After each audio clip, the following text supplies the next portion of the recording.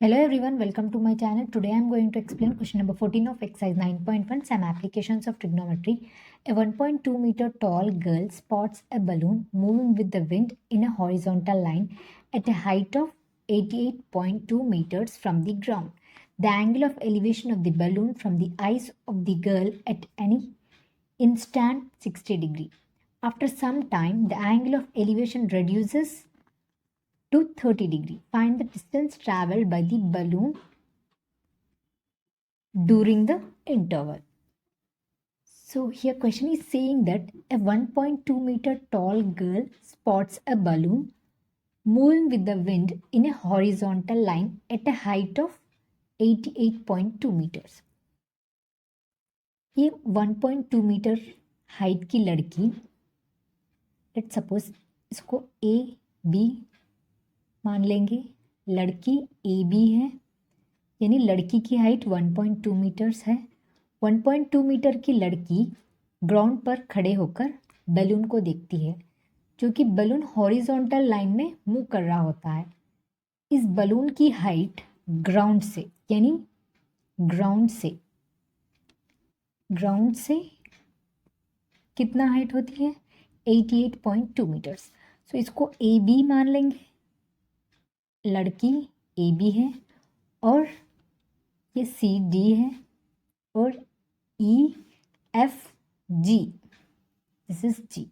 सो यहाँ पे figure given है. सो ए बी लड़की है, जी और एफ बलून की हाइट है जो कि 88.2 मीटर्स है. यहाँ पे ये question is saying that the angle of elevation of the balloon from the eyes of the girl at any instant is 60 degree. तो यहाँ पे 1.2 मीटर हाइट की लड़की उसकी आंखों से ग्राउंड पर खड़ी होकर उसकी आंखों से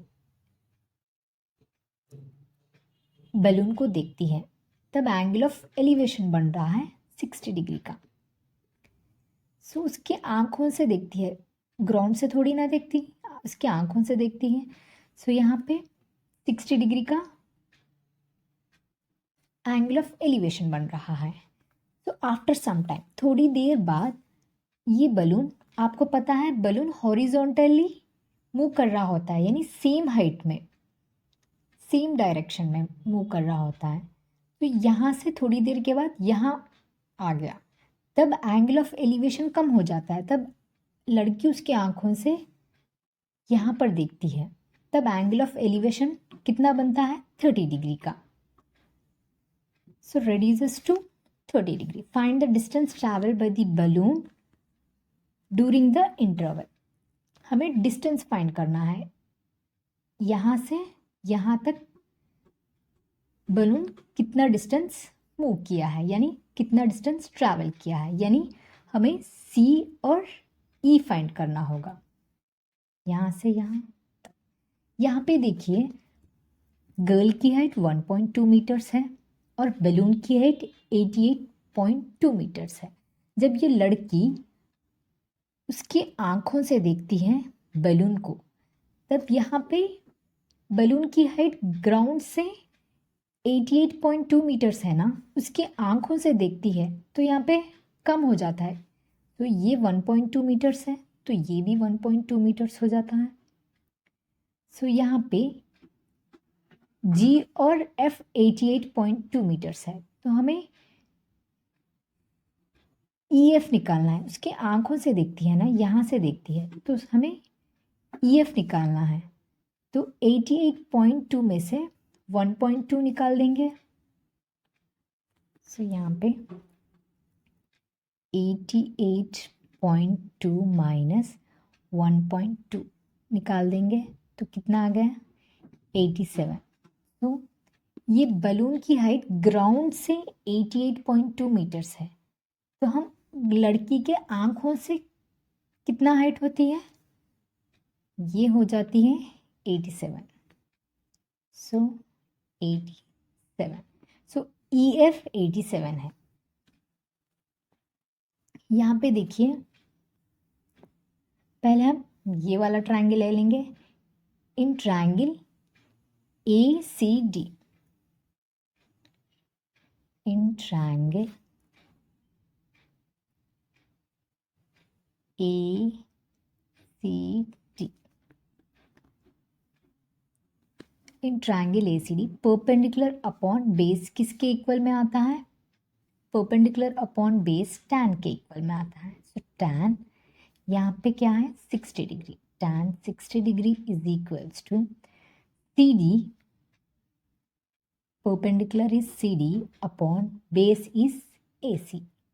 सो tan 60 की वैल्यू होती है √3 is equals to CD, CD कितना है यानी EF, CD और EF सेम है क्योंकि बलून हॉरिजॉन्टली मूव कर रहा होता है। सो इसकी हाइट सेम होगी, कितनी होगी? EF कितना आया हमको 87, तो CD भी 87 होती है। तो 87 अपॉन AC, तो क्रॉस मल्टीप्लाई कर देंगे। So AC √3 is equals to 87। So AC is equals to 87 upon √3। So यहाँ पे डिनोमिनेटर में रूट है तो इसको रैशनलाइज करना होगा। So will rationalise it now into √3 upon √3। So 87 into √3 is 87 √3, √3 into √3 is 3 no, so 3 1 ज़ा, 3 2 ज़ा, 3 9 ज़ा, सो 29 √3। तो AC कितना आ गया? AC is equals to 29 √3। So AC 29 √3 आ गया। तो अब triangle AEF, in triangle AEF perpendicular upon base किसके इक्वल में आता है? tan के। सो tan यहाँ पे 30 degree, so tan 30 degree is equals to perpendicular upon base, perpendicular is EF upon base is पूरा AE। सो tan 30 की वैल्यू क्या होती है? tan 30 की वैल्यू होती है 1 अपॉन √3। सो EF कितना है 87 upon AE।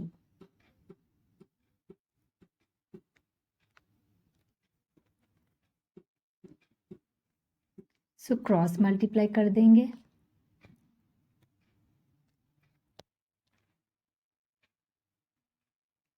AE into 1 is AE, 87 √3। AE कितना आ गया? AE पूरा आ गया 87 √3। सो हमें AC आ गया, AC कितना आ गया 29 √3। AC 29 √3 आ गया, AE 87 √3 आ गया। सो यहाँ पे देखिए हमें CE फाइंड करना है, तो इसके लिए हम here I am writing CE find करना है, तो इसके लिए हम AE माइनस AC कर देंगे तो हमें CE मिल जाएगा, AE minus AC। So CE is equals to AE minus AC। So CE, हमें CE फाइंड करना है ना, क्योंकि बलून यहाँ से यहाँ तक कितना ट्रैवल किया है हमें ये फाइंड करना है। So CE is equals to AE कितना आ गया? AE इज 87 √3 माइनस AC कितना आ गया? AC 29 √3। So 87 √3 minus 29 √3, so 58 √3। Distance travel by the balloon is 58 √3 metres, यानी CE कितना आ गया 58 √3 मीटर्स। बलून यहाँ से यहाँ तक कितने डिस्टेंस में मूव किया है 58 √3 मीटर्स।